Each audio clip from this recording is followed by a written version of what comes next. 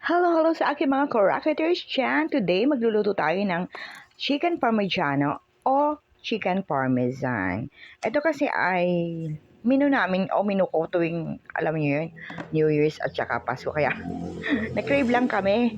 Kaya kami nagluto na rin ngayon kahit di pa Pasko. So, meron ako na itong marinated na chicken fillet. Minarinate ko. I-marinate nyo kung ano man ang gusto nyong lasa. Ako lagi naglalagay ako ng dyan, bawang, lemon para hindi malansa, asin, whatever, kung anong gusto niyo para magkalasa lang siya. Dinubog ko ito sa harina and then after that, dinip ko sa itlog, yung binating itlog at saka ng breadcrumbs. I'm using Japanese breadcrumbs. Ayan, ginagawa ko na. Tinutubog natin ito. At ito na yung lahat ng nagawa ko. Medyo nakita ko marami, kaya parang 3/4 lang ang pinirito ko dyan. Itinira ko yung 1/4, inagay ko sa freezer para sa mga susunod naming kain. So, I have 3. Ito na pinakita ko sa inyo yung mga ingredients na gagawin ko. I'm using 3 kinds of cheese dyan. Parmesan, ano pa ba yun? Parmesan, yung usual cheese natin na binibili nasa box, at saka mozzarella cheese. So ngayon, nagpiprito na tayo. Di-deep fry natin itong ating chicken fillet. Kasi maraming prosesong gagawin dyan after frying. So ayan, pinirito ko na.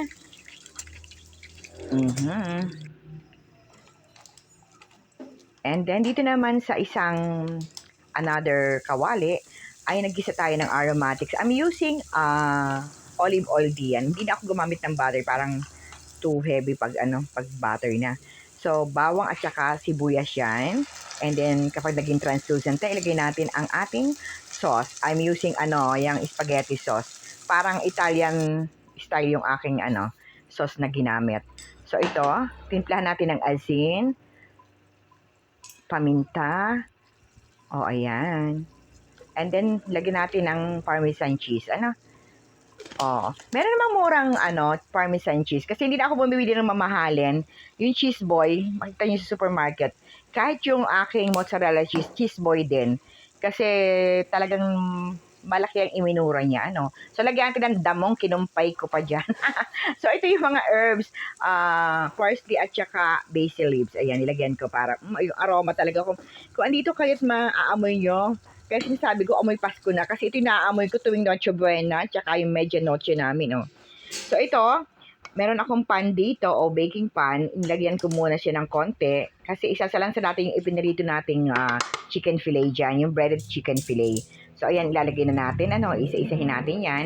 Ayan, dali-dalian na natin ang paglalagay. Ipapatas natin sila dyan at isasalansan. Ayan. Kasi i-bake pa po natin yan. Ayan, dilali-dali ko na ang pagsasalansan yan para matapos na tayo. And then, nilagyan ko pa rin ng kaunting sauce. Magtitira ako dito ng ng extra sauce para, kasi pag ito, after ng baking nito, maiiga ito. So, mawawala ng sauce. Pwede itong ulamin sa kanin. Pero, sa ngayon, ang ginawa namin ay for pasta ang ginawa namin. Oo. So, ayan, nilalagay ko na yung 3 klase nating cheese, yung ating mozzarella, ating parmesan cheese, at saka yung usual cheese na ang ginamit dito ay daily queso. So, nilalagay ko na. Yan. Very generous ako sa paglalagay kasi nga, masarap yan. Pag dami ng cheese, pag sarap.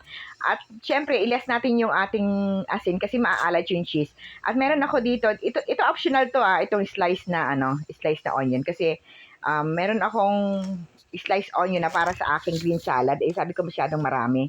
So, binawasan ko at inilagay ito. Pero na wala. Pwede rin naman pong wala. And then, nilagyan ko ulit natin mga herbs. Dahil marami tayong herbs. Kasi sa supermarket ako bumili ng mga herbs. Yan, by may portion by portion na. Hindi yung pwedeng tingi-tingi na tiko-konti lang. Yan, nilagyan natin ng basil leaves at saka parsley ito. And then, ilalagay po natin yan sa oven for 30 to 45 minutes in low medium heat na lang po. Until maging crusty yung ibabaw niya at matunaw na yung mga cheese. So, ayan.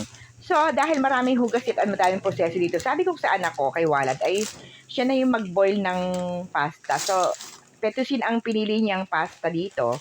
At sabi ko, wag nang ilahat. At kasi baka matira laang, ay masasayang na naman. Ayan, pinaglaga ko siya. Habang ako'y naghuhugas ng pagkarami-raming hugasin, ayoko magluto ng mga ganito. Sa proseso pa lang at saka sa mga hugasin, tambak na agad ang mga hugasin. Naririndi ako pag ang daming hugasin sa lababo. At sabi niya, gusto rin niya ng garlic bread. So, sabi ko, ikaw gumawa. O yan, gumawa siya ng garlic bread. Nagpa-soft siya. O, soft and butter yan. Nilagyan niya rin ng herbs at saka tiniplahan niya ng garlic powder. Ayun. I'm sorry na naman. Inubo na naman ako. Ayan, papahirin niya yan dyan. And then, ating ito-toast yan. Kasi meron tayong laman ang ating oven. So, isusunod ko yan. Ayan. Okay. Oo. Pero kung masarap tong ganito. Masarap talaga yung bread na may ganyan. Ito na. Natapos na niya. Salamat naman at may ambag siya. Kasi lagi siya nagre-request. Ayan, luto na ang ating chicken parmigiano. Ayan, magpe-plating na tayo. So, ito magpe-plating na ako. Actually, itong plating namin, plato kong ginamit.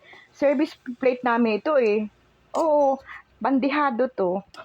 Pero dahil nalagay ko ng lahat doon. So, ito yung aking salad. So, ang ating menu is Italian, yung parmigiano. Tapos, ito namang chicken parmigiano ba? Italian? Oo nga, Italian.